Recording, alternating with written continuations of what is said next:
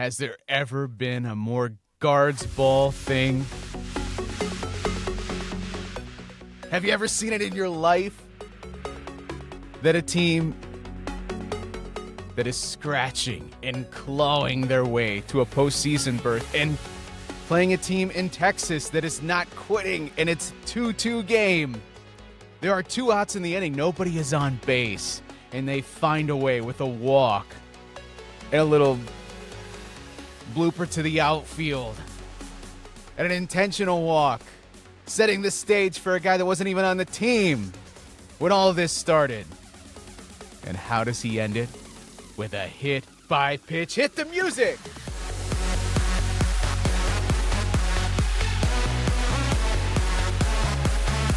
I feel like that guy who went too hard on night 1 of the bachelor party,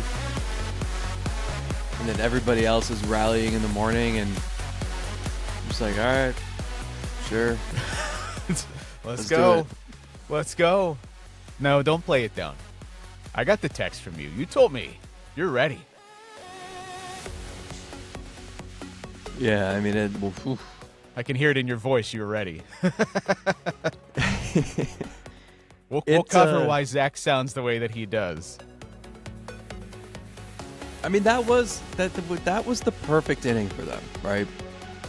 It wasn't, to me, it wasn't, the intentional walk to Gabriel Arias. How could that ever come back to haunt you? But look at the names we're talking about. Look at the people who contributed in that inning. Look who started it. Everybody's cleanup hero, Jonathan Rodriguez, the man of the moment. And I think for this team that you said, boy, you never. And Chris Antonetti said it. Like, not only was it this mountain they had to climb, but boy, oh boy, he said there were obviously times during the season where this looked really far away. But the group was never daunted. And for as implausible as it seemed that they made the comeback, it was implausible that Jonathan Rodriguez has the game of his life. Yeah. That you win on a walk-off hit by pitch. Although maybe not that implausible, because I counted at least 3 people who were present in the organization predicted that. Did they really predict it, or are they like me where you get into a scenario and you just in your brain in fractions of seconds think of every different thing that could happen in the moment, and then when it happens you say, well, I predicted it. No, you just saw that as one of the thousands of outcomes that could potentially happen. That's me with home run calls. Someone walks to the plate, I'm like, oh, they could hit a home run here, or ground into a double play, or strike out, or pop out, and then they pop one, and I'll stand up in the press. I called it. Make sure you include in your tweet. I mean, that was, yeah. No, Slade Ciccone predicted it, but he said Kefis would get hit in the ribs. Oh, see, you can't get that preferred specific. How that actually went. It was fun because Kate, you get hit like that, and it's probably feeling all right, right? Like, you got so much adrenaline, you're excited, you're not even worried about it. And by the time he was talking to reporters after the game, he's like, yeah, it's now it's starting to hurt. Yeah, I can imagine as the adrenaline wears off a little bit. The home season that started with Nolan Jones getting walked, and that's how you begin things, and his celebration to a walk, to Kefis getting hit, and his reaction is everyone's reaction in the ballpark. If you see the giant spaced out view where all you catch is the ballpark, you even hear the immediate groan and then the, oh crap, they just won the game. His reaction is, ow, yeah. Everyone was there in the moment. It takes a split second for your brain to catch up and realize what happened. And real quick, shout out, this came from Maticus on X. Please give Sandy a shout out. Do you know why he wants to give Sandy a shout out? No. Sandy Alomar, first base coach, who can forget it. Saving the game. And I went and looked at the video. Maticus is right. He says slightly dramatic, but still. No, I think this could have saved the game, could have at least saved the walk-off, and for certain, the playoff vibes we're talking about today. He screamed at Gabriel Arias to go to second base because Arias, if you watch, just like all of us, is immediately, yeah. And his first instinct is he takes a couple steps and then wants to charge in. He wants to join the celebration. And you see Sandy on the corner, just a little bit off the screen. He steps into view and he starts pointing and screaming. And Arias, who has taken a step onto the infield grass, the inner portion of the grass, then turns and jogs to second base, touches the base. The umpire, the second base umpire, is standing there, arms folded. I think arms folded. I might have just created that in my head. I may be adding more color than was actual there. But he is standing there waiting, and then once he touches second base, he heads off the field. He was waiting to make sure that that base got touched. What would have happened if Arias didn't touch second base and all of that was for naught? Huh. Yeah. Has a team ever actually, like the 2017 DS when Austin Jackson was batting and they never tagged him on strike 3, right? The ball bounced in the dirt. But, they didn't enforce that. Technically, Austin Jackson is still at bat. Can you imagine? I think once you give yourself up, it's kind of like taking a knee in the end zone. Okay, I'll take my touch back. But you think about how this team got here, and obviously Jose Ramirez is the epicenter. He's the heartbeat. I think it's pretty fitting that on the day they clinch a playoff spot nobody saw coming, Jose Ramirez gets a street named after him on the west side of Cleveland. I thought that was fitting. And it's not just him, though. If you look in the corner of the room, Jose Ramirez has his locker. And on one side of him is Angel Martinez. And I know you posted this, but that series in Houston in July meant everything in the end, right? And I think we probably joked, at the time when they sweep the Astros, all right, we'll look back at this series, and this will be the one you circled and said, all right, this jump started it, and it did. It truly did, right? That gave them the confidence. They turned the page on that 10-game losing streak. And lo and behold, you hold the tiebreaker, and now the Astros are minutes away from a trip to Cancun. And what was the key in that series? It was the Angel Martinez grand slam off Josh Hader, the pop-up to the Crawford boxes. And Martinez has had his ups and downs, and I'm not trying to make this out to be like he's been some savior this season. But if he ever becomes something, I do want to make it known that Jose Ramirez called it first. That guy has been attached at the hip to Jose all season. And it's just an example of, Jose taking these young players under his wing, too. Becoming a leader. Steering them through all the mud this summer. And on the other side of Jose's locker is George Valera's locker. And I don't think it can be underscored just how important he's been in September. He hit that home run the other night against the Tigers. Fueled that second win against Detroit. Vaulted the Guardians into first place, a game up. And do you know what he was doing a year ago to the day of that home run? He does, because the photo popped up on his phone that day. And he's lying there in a hotel room in Arizona with his parents, and his leg is in a full cast. Can't move. Got to keep it propped up. Can't walk. Can't drive a car. Can't shower. And he was thinking about just how low of a point that was. And he's sitting there. He's watching his buddies, Jhonkensy Noel, Brian Rocchio, contribute in October and have the moments of their careers, their lives. And those three came up together. They signed together. They were always on the same teams. And there's his two buddies thriving in September and October, and he's lying there He's eventually going to get DFA'd, re-sign on a minor league deal. And he kept the faith, but he admits, like, you never know. You reach rock bottom. You're not sure if you're ever going to get out of it or what's going to happen. This was a guy who was a top prospect at one point, and now here he is. And now he gets to experience October, and he doesn't have to text Rocchio and Noel from afar. He's right there with them, right?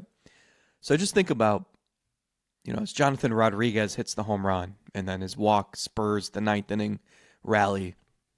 I think about Kafis absorbing the fastball. I think about Petey Halpin scoring the winning run, a guy who has been in the majors for a week. A week. Jacob Junis is in his 9th major league season. This is the first time he's popped bottles. He has waited for this for years.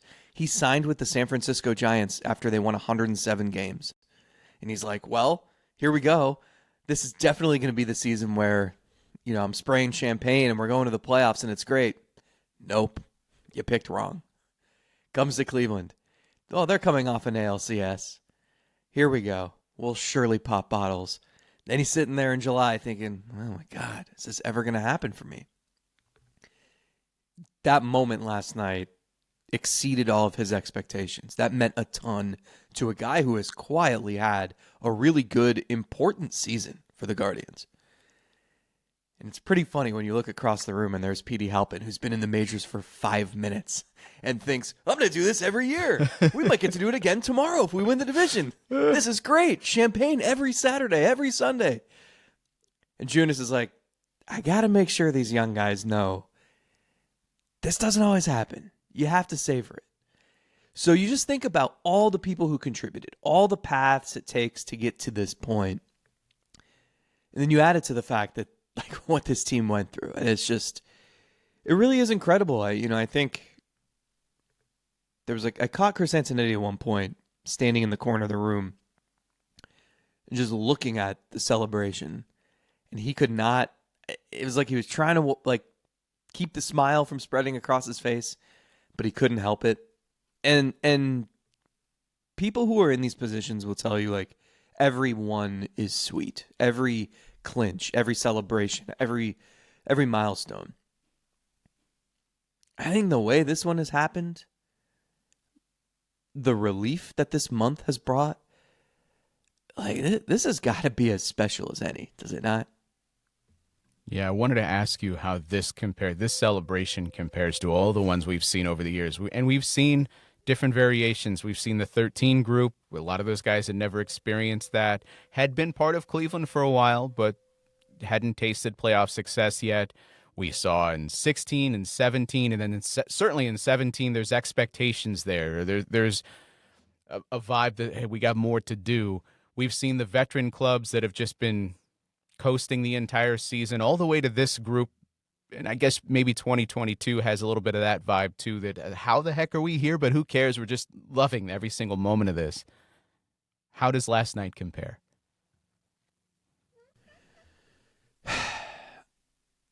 I was thinking about this a lot, and I asked people about it too.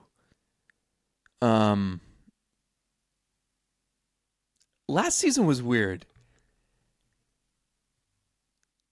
They cruised for most of the year, right? They had their hiccups. They got a little hairy there in late August. But because it was such a new environment with a brand new coaching staff, a lot of young players, there were some holdovers for 22, but a lot of new faces as well. I think they really appreciated that. But then they started partying all the time, right? They clinched, I don't remember what was first, the division maybe, and then they clinched a first round bye, and then felt like they clinched, I don't know, what else did they have? They clinched the division series. It just felt like they were partying every 3 days, and it just, not that it got stale, but I think some guys just okay, we don't need to blow it out every single time here. This was it wasn't guaranteed. there were moments last night where I'm thinking, oh my God, it's all going to come down to Sunday. And who knows what's going to happen. So I think there was a sense of relief. I think there was a sense of disbelief. And I don't know. It's pretty cool seeing a team that it's just weird how the framing changes, right? Like coming into the season, if you would have said that they're going to do this, I would have been like, okay, cool. Duh. Right. And then it reaches such a low point multiple times that you reshape your expectations. And even for the players, I think it's like you just appreciate it more. Right. The season to me that 2018 season where it just felt like they were sleepwalking toward the playoffs. They won 91 games in a terrible division. They were loaded, but like they never really played like it.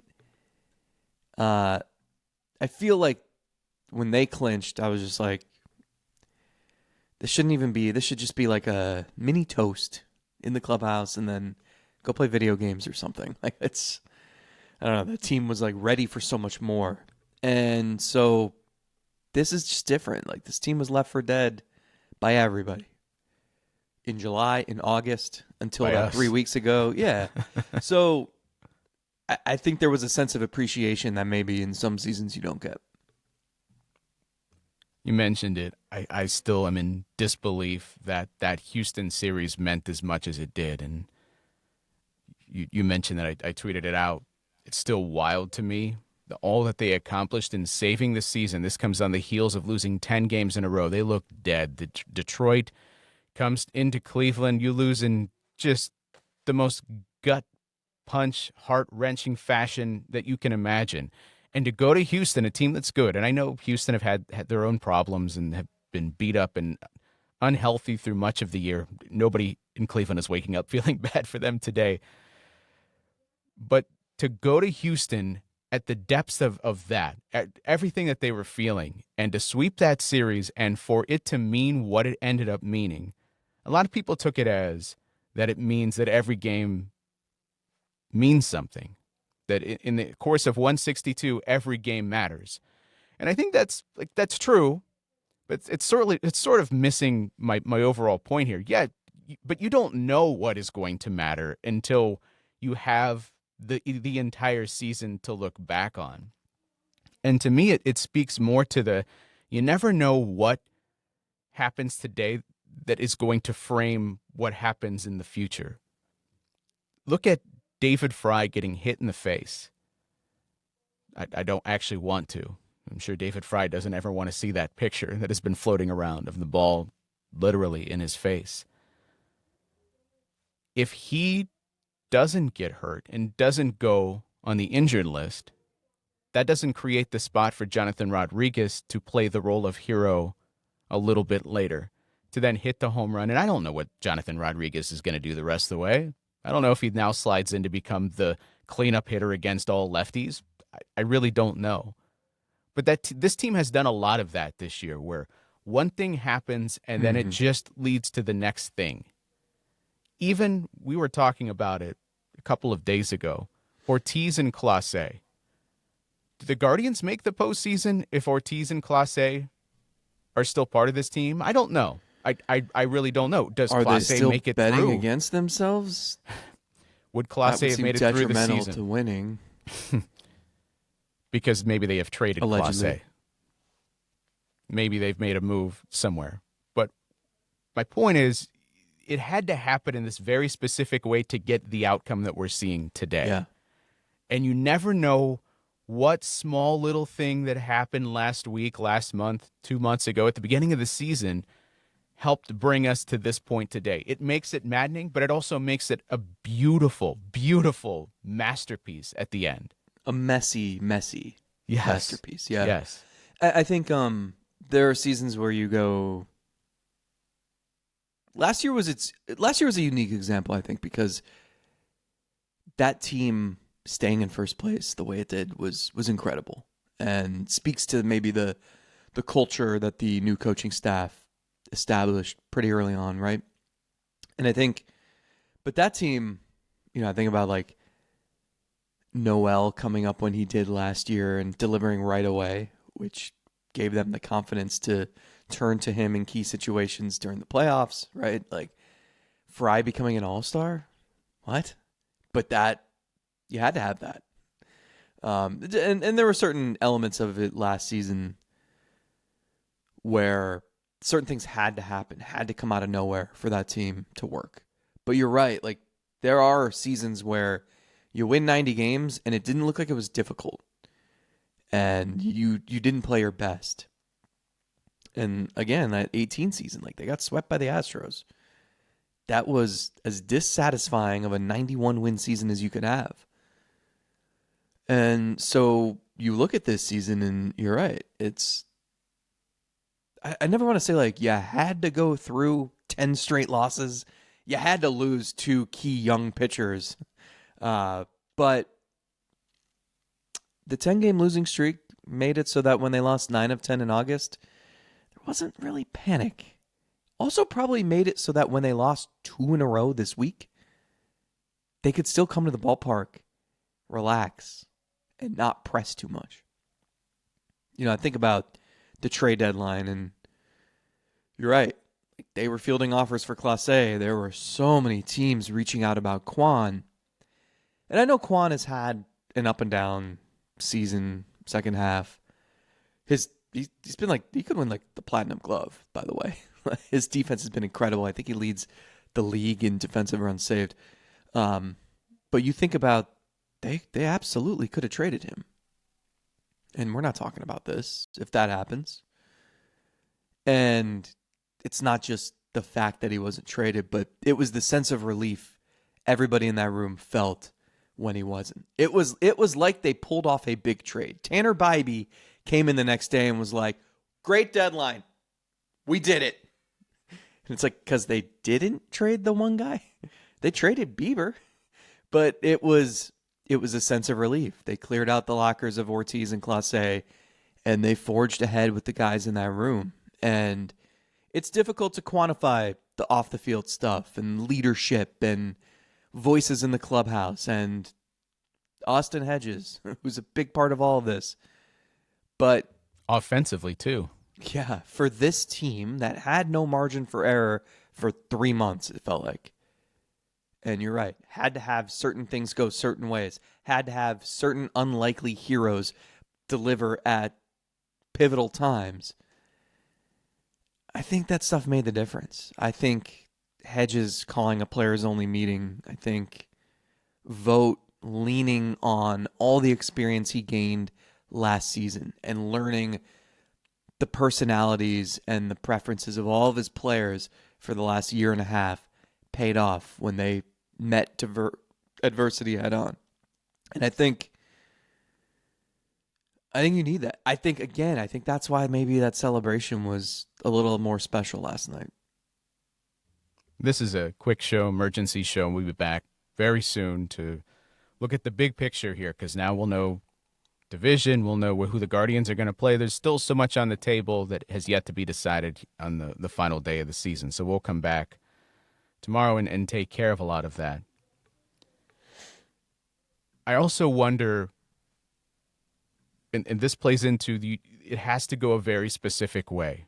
Nobody is saying you draw it up this way, because you can't replicate what the Guardians are doing. Not even the Guardians could replicate perfectly what they've done to get into this position. This is not something that you would tell other teams to emulate.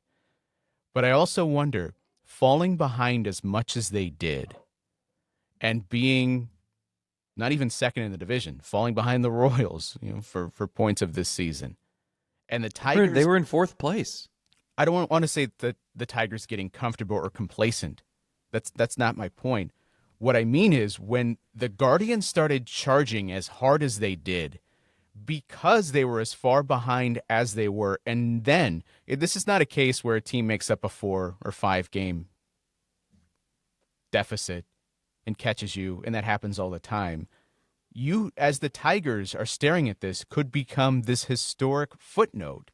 you don't want to be the team that blew this lead that everyone assumed was at least going to get the bye and probably going to be chasing down the top spot in the American League. How much of the Guardians falling behind as much as they did and being in that deficit actually helped them make up the ground? Not that it made it easy, but then when the Tigers were seeing them charging in the rearview mirror, it made them a little bit tighter, and it made those games a little bit, I don't want to say easier to win, but put you in a position because they were off. They were on the ropes a little bit, back on their heels, just because of how improbable all of this was. Again, you never know if it had to play out exactly this way for this scenario to play out. It could be the case. Maybe not. Maybe Clase and Ortiz are still here and a lot of guys don't get hurt and they're a good team and we still end up at the same place. But certainly this storybook doesn't get written in this manner if not for things playing out in this very specific way. You know, a lot of reporters have asked over the last week, because you see a lot of new faces when the playoffs get closer in the media.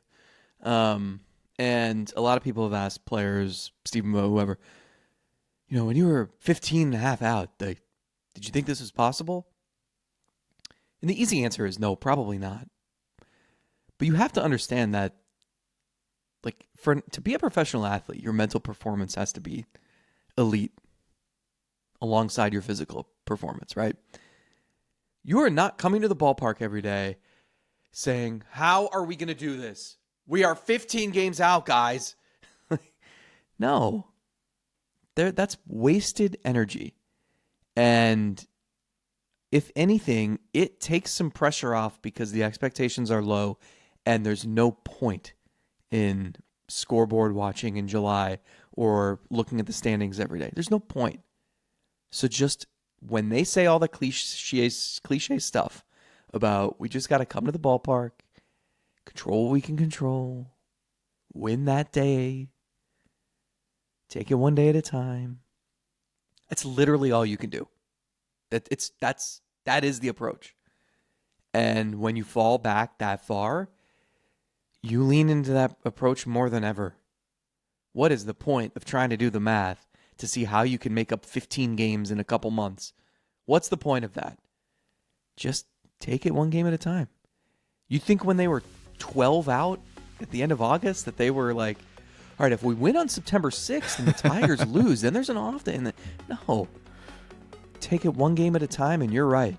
When you do that approach, it makes it even easier to do that approach once you get closer, once you smell blood, once that object in the mirror is closer than it may seem. Until you get to a point where it becomes really real. Not in a meme sort of way, not in the way that I was tweeting on August 1st. You should have killed the Guardians when you had the chance. When it becomes real and you know you have to take this series against Texas, or at least that's what it's shaping up to be to maintain your own destiny, maybe you start playing a little bit tighter. I thought we saw a little bit of that earlier in this series, but you know what? Sometimes all it takes is a walk, a blooper, an intentional walk, and a hit by pitch to make sure you get where you want to get. Just saying it out loud is stupid, and I think the Guardians' motto is, the less it makes sense, the more we're having fun. I mean, I will say, you asked to compare. I think that's the most drenched I've ever gotten in one of those. Why is that? Were they seeking you out? Guys were excited. Were they looking for you? I know it only takes one guy to really just drench you. I think the one that I needed the shower the most, or like I feared driving home. Oh yeah, that was the year Nick Goody got us quite a bit. I remember that year. It was like, dude, we're just standing in the corner. Leave us alone. There is a video circulating. I have no brain. There's a video circulating of a player just like very gently pouring a cup of beer on my head as I'm talking to Junis about getting to celebrate and having the moment of his life. You got Junis. I got Junis. And it's not done yet. We're going to party again for the division title? They will, yeah, if they win the division in 7 hours. We'll be back tomorrow to talk about all of this, set up playoff matchups, pitching matchups, and who knows what else. But have fun. Enjoy this today. It's been a heck of a ride to get here, and play that music. Hit the damn music.